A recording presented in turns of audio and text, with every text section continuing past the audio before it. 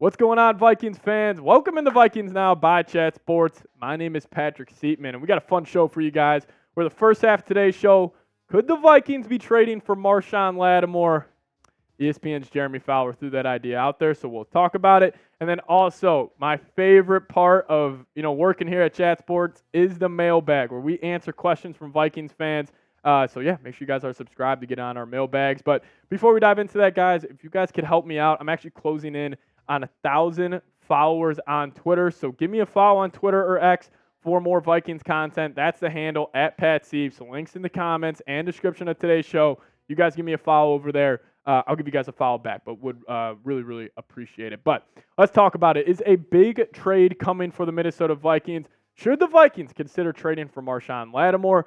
Do want to make this note. Darren Wolfson said he anticipates the Vikings to bring in a big-name corner within the couple of weeks. Not sure if that was Fabian Morrow or not. I'm going to assume no, but could it be Lattimore? So the one thing we have to talk about with Lattimore is his contract, because it's a hefty one. And, his cap hit for this upcoming year, not bad. The Vikings still have $21 million in cap space, so that's good. They have 21 million. Sorry, I just lost my track real quick. So the Vikings have $21 million in cap space. His cap hit's only $14 million. Then in 2025, the Vikings are supposed to have $50 million in cap space. His hit's only $31 million. Obviously a lot for a cornerback. But in 26, $28 million cap hit. The Vikings can afford him. And this is why I love the move of moving off Kirk Cousins so much, because now this allows you to overpay for maybe an elite corner. If you just want to build a more complete team, take the San Francisco 49ers route of building a complete team around a quarterback on a rookie deal, the Vikings could do that by trading for Lattimore. But Jeremy Fowler was the reporter who connected the Vikings to them, and this is what he had to say about the Saints possibly moving off him, saying the Saints are projected to be a league-high $88 million over the cap in 2025. Trading Lattimore would present the Saints with much-needed flexibility. A former first-rounder out of Ohio State, Lattimore has a reasonable cap hit of $14.6 million in 24, but that figure is set to raise to $31.4 million the following season and $28.6 in 26. From a roster perspective, blueprinting a deal for Lattimore now should be far more realistic option than it was pre-draft, because New Orleans traded up in the second round to select corner Kool-Aid McKinstry, a confident, fluid man corner who could be ready to start when September rolls around, and for much cheaper than Lattimore would demand. Now, Jeremy Fowler threw out this trade idea. Don't know how I feel about it exactly, considering how limited the Vikings draft capital is at the moment. But hey, they'll be giving up a 5th-round pick in 2025, and then also in 26, they'll be giving up a 3rd-round pick. So the Vikings right now have 3 picks in 25, 1 first, 2 fifths. Give up one of those fifths. You'd only have 2 draft picks. I understand it sucks, but you're also getting Marshon Lattimore. 26, you're giving up a 3rd.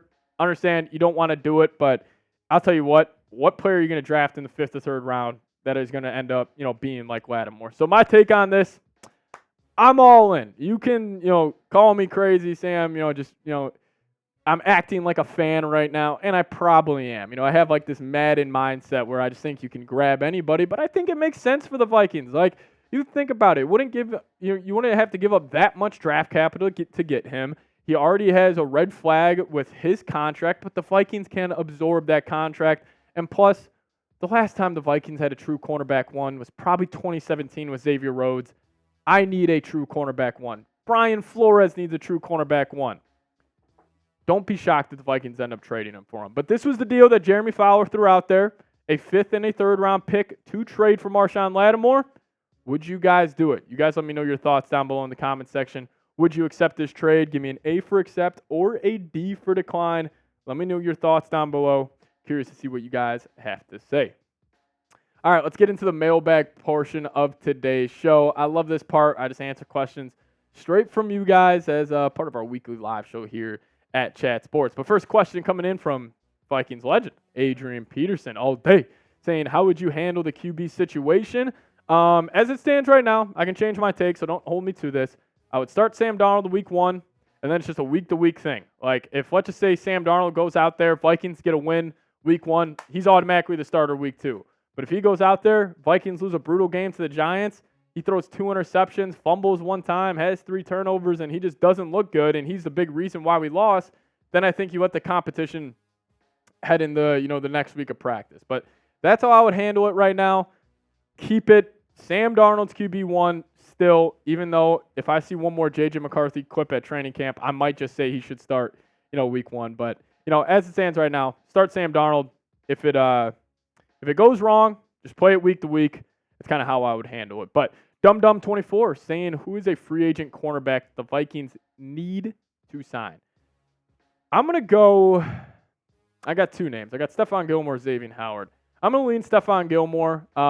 They both have familiarity with Brian Flores. And, Stephon won a depoy under Flo, which I think is, key there. Yeah, I would probably say Stephon Gilmore. He can still be productive on the field. He can be a huge help to the locker room for the young guys. So that's where I would lean. I would go Stephon over Xavier Howard, plus Xavier has the off-the-field issues going on right now. But, yeah, appreciate your question, Dum. Now, we got more questions for you guys coming up in a second, but if you guys want to get a J.J. McCarthy jersey today, that's the link right there, chatsports.com/Vikings jersey. Link for this will be in the comments and description of today's show. Make sure you guys check them out. Click that link and rep number 9 this season at U.S. Bank Stadium. All right, Carlos coming in, talking about Stephon Gilmore and Xavier Howard, saying, are the Vikings going to sign Gilmore or Howard yet? Not sure. Darren Wolfson did say that he expects a big name to be signed by the Minnesota Vikings at the cornerback spot over the next couple of weeks. So, maybe the Vikings make a move there. I don't know if Fabian Morrow was the necessarily big name he was talking about, but Alec Lewis even wrote up an article saying he doesn't think that the Vikings are done making moves at that cornerback position. So I'm going to say, are they going to sign? I would say, bold prediction here. Vikings end up signing Stephon Gilmore. I'm going to say after week 2 of the preseason. Maybe I'll come back and look and, be right, but that's my bold prediction. Blake coming in saying, how do you feel about Jets number 18 in the top 100 should be higher? Blake, shout out to you. Thanks for asking that. Yeah, 100% he should be higher. I understand he had injuries last year. We didn't really feel his impact, too much, out there on the field just because he was hurt. And probably the other NFL media members were probably saying, I don't know, when they were voting on it, maybe they just forgot about Jefferson, but it was a crime that CeeDee Lamb was ahead of him. CeeDee is a great receiver. He's a top 5 wide receiver in the National Football League, no doubt about it. But there are levels to it. I think there is a huge gap from Justin Jefferson and Tyreek Hill. They are the top 2. Then I think there's a huge gap to that 3, 4, and 5 of like Devontae Adams, Jamar Chase, and CeeDee Lamb. I think it's criminal. I think he's closer to being a top 5 player in the National Football League. But Blake, you know what this means? The chip on his shoulder is just going to continue to grow, man. So I was honestly, okay about it.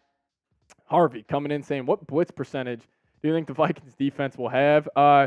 I'm not going to give you an exact number here, Harvey, but I will say the Vikings will blitz more than any other football team in the National Football League. I saw some crazy stat about the Vikings blitz percentage last year. It was like by far number 1 in the league. And also they also ran 3 safeties 94% of the time, which obviously safeties are the most versatile position on defense.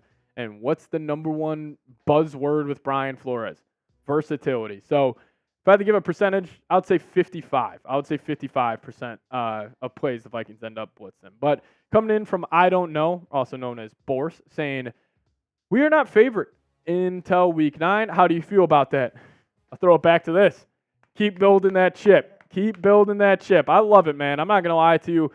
Just personally as a person, I just love, playing the underdog. It's a lot more fun, in my opinion, than being the favorite. So, yeah, I'm not really too concerned about it. Vikings obviously have a very tough schedule to start off this season. But also, let's just say the Vikings start off the year 3-1. Say they beat the Giants, beat the Texans, beat, the Packers. And they're 3-1. You got 3 good wins. We could be talking about this team then being favored in most of their games in the second half of the year. But, Borse, I love it. Just keeps on building that chip around this football team. But Bloop coming in saying, Pat, who is in better position, Michael Penix or J.J. McCarthy? I'm going to say, very similar positions actually. But I'm going to say J.J. just because I don't think Penix has any chance to start this upcoming season. they're going to ride it out with Kirk and see if they can win a division there. But I just think JJ is in a better position to start and play earlier. But in terms of weapons, like it's actually, I would obviously take the Vikings weapons over the Falcons weapons. But, I'll tell you what, they got Bijan, Kyle Pitts, Drake London. Like they got a ton of dogs over there as well. But I think both of them, Penix and JJ, will actually both being successful in the National Football League. But Blake coming in with another question saying, do you think Ivan Pace will have a big breakout year? 100%. Blake, I think you've been listening to me a little bit, as I have turned myself into a massive Ivan Pace fan. He's rocking number 0 this year. He's also going to be wearing the green dot, so he'll be calling the plays on defense. And, the fact that we got him as a UDFA is incredible. People just didn't want to draft him because of his height, and I understand that, but I just think eventually, like, when we are judging these players, like, we just gotta understand that if they're good football players, man, they're good football players. And Ivan Pace had like 21 tackles for loss his senior year at Cincinnati. He's gonna take that next step. So, I'm all in on Ivan Pace, man. But appreciate your question. All right, last question coming in from United Mexican States saying, I know this is off topic, but I'm gonna ask the chat this: who is gonna win today's game in football, Mexico or Costa Rica? Well, for my man United Mexican States, I'm gonna roll with Mexico. We'll go with Mexico in that game.